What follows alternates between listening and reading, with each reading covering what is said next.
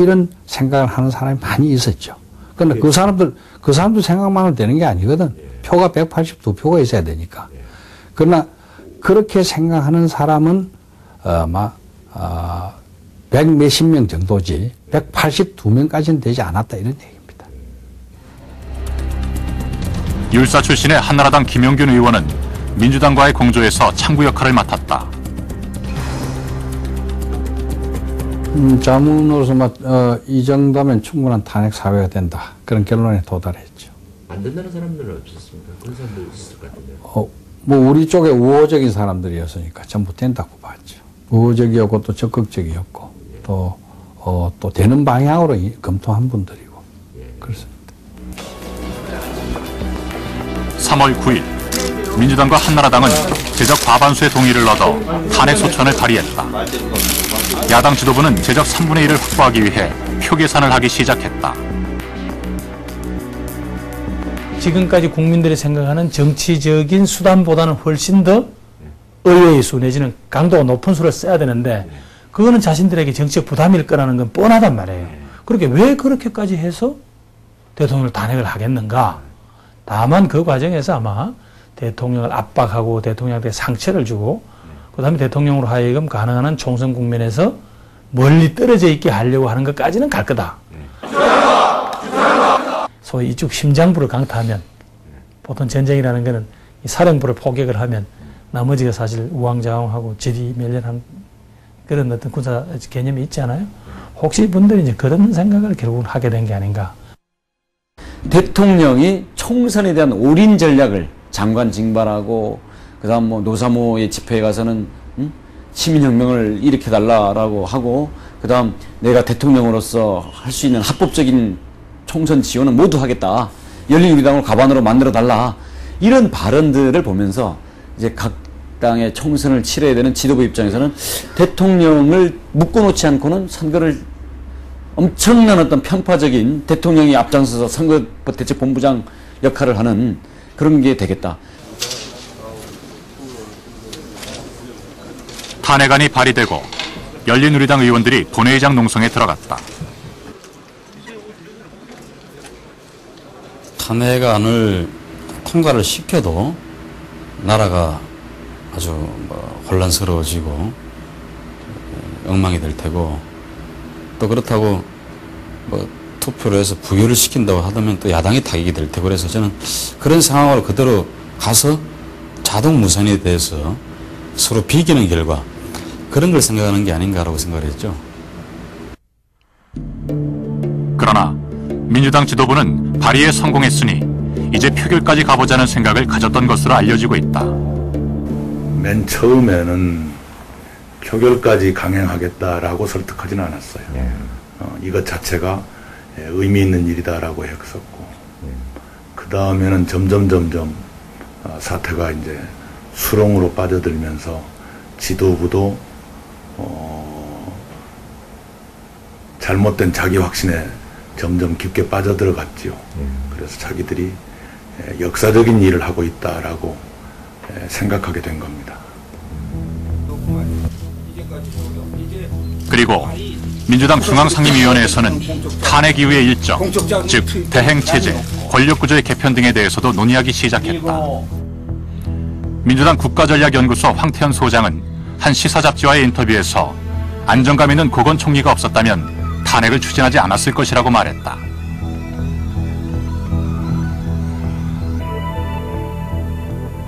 (3월 9일경) 한나라당과 민주당 지도부는 권력구조 개편에 대해 논의하기 시작했다.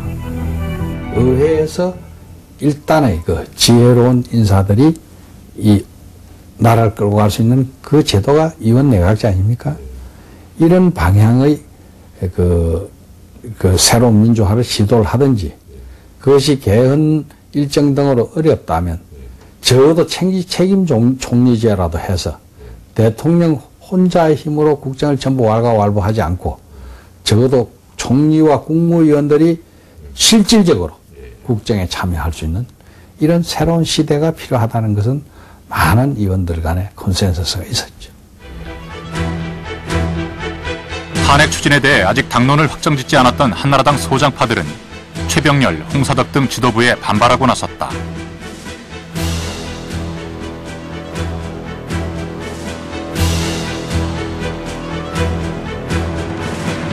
발의를 반대했죠, 우리가. 그러면서 이제 저보러 당을 나가라. 막 이런 얘기까지 들었는데, 사실 막 육두문자까지 쓰면서 이제 얘기를 했는데, 그날 저희가 주장했던 것이 탄핵하지 말고, 이 무슨 대통령 무슨 권고 결의안인가 뭐 그게 있었어요. 그거를 하자고 당내에 중도적인 합리적인 사람들이 그걸 요구를 했었죠. 근데 그게 목소리가 붙여버린 거죠. 강경론에 의해서. 어차피 힘을 보여주시고 그다음 대통령의 부당함을 강하게 성토하는 차원에서 힘만 보여주고 끝내십시다. 칼은 꼭 물건을 베야만 힘이 있는 게 아니라 칼날을 보여주는 것만으로도 얼마든지 이건 힘이 되는 겁니다. 싸우지 않고 이기는 게 가장 좋습니다. 한편 당내 일부 의원들의 반발에 직면한 조순영 대표는 조건부 사과론을 제시했다. 72시간 카운트다운이 계속됐지만 야당 지도부와 대통령은 한치의 양보도 없이 대치를 계속했고 파국을 막기 위한 일부 의원들의 물밑 접촉이 시작됐다. 청와대 고위 인사하고 긴 시간 통화했던 것이 3월 9일입니다. 그날 바로 탄핵안이 발의됐던 그날입니다. 대통령께서 야당이나 국회에 대해서 사과한다고 생각하지 말고 걱정하고 있는 국민들을 향해서 사과한다고 생각하자. 그래서 대국민 사과 몇 마디로 대통령께서 걸려있는 모든 문제, 3가지 문제죠. 를 한꺼번에 해결할 수 있다. 선거법 위반 시비, 대선자금 10분의 1 발언, 그리고 측근비리 모든 것을 한꺼번에 해결할 수 있으니까 국민 앞에 사과하는 게 좋겠다. 그러면 탄핵은 절대로 더 이상 진척되지 않는다라고 했는데 사과할 이유가 없다는 이유로 그런 말로 거절하더라고요. 그래서 사태가 상당히 되돌리기 어렵겠구나 하는 느낌을 가졌던 것이 3월 9일이었습니다. 3월 10일 또 하루가 지났다. 만 48시간도 채 남지 않은 상황에서 열린우리당 지도부는 대통령의 사과를 제안했다.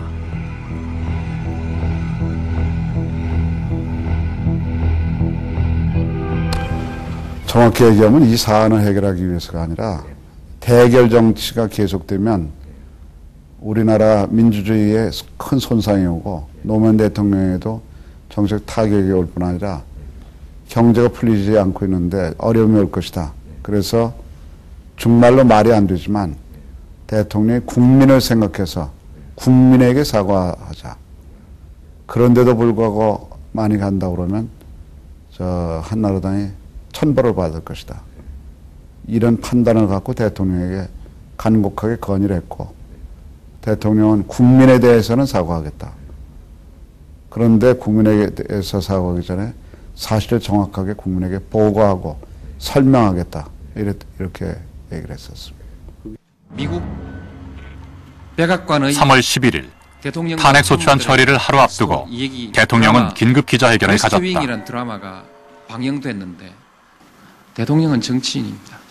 그러나 제가 말씀드렸듯이 그럼에도 불구하고 한국에는 한국의 인식과 정서가 있기 때문에 제가 선관위의 결정을 존중합니다. 그러나 납득하기는 어렵습니다.